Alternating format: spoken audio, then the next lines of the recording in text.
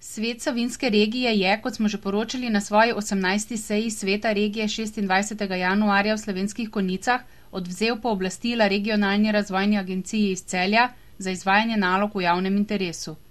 Posledično temu so bile tudi podane osnove za izbris RRA Celje iz evidence subjektov spodbujanja razvoja na regionalni ravni.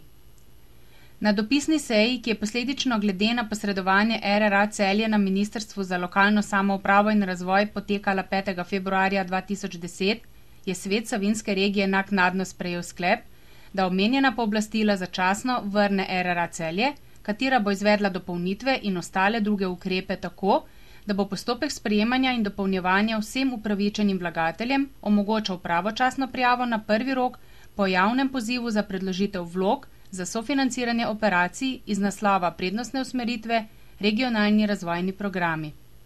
Boris Klančnik kot direktor RRA se je obvezal, da bo do 9. februarja predložil službi Vlade Republike Slovenije za lokalno samoupravo in regionalni razvoj predlog izvedbenega načrta za obdobje 2010 do 2012 skupaj s sklepom sveta regije in z uporabljenimi kriteriji za izbor regijskih projektov ter opisom postopka priprave le-tega.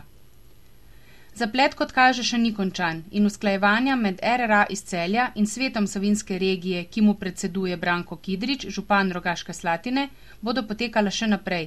Zelo verjetno pa bo v omenjene odnose tudi v bodoče aktivno posegalo Ministrstvo Republike Slovenije za lokalno samoupravo s svojimi službami in z ministrom Gerkešem na čelu.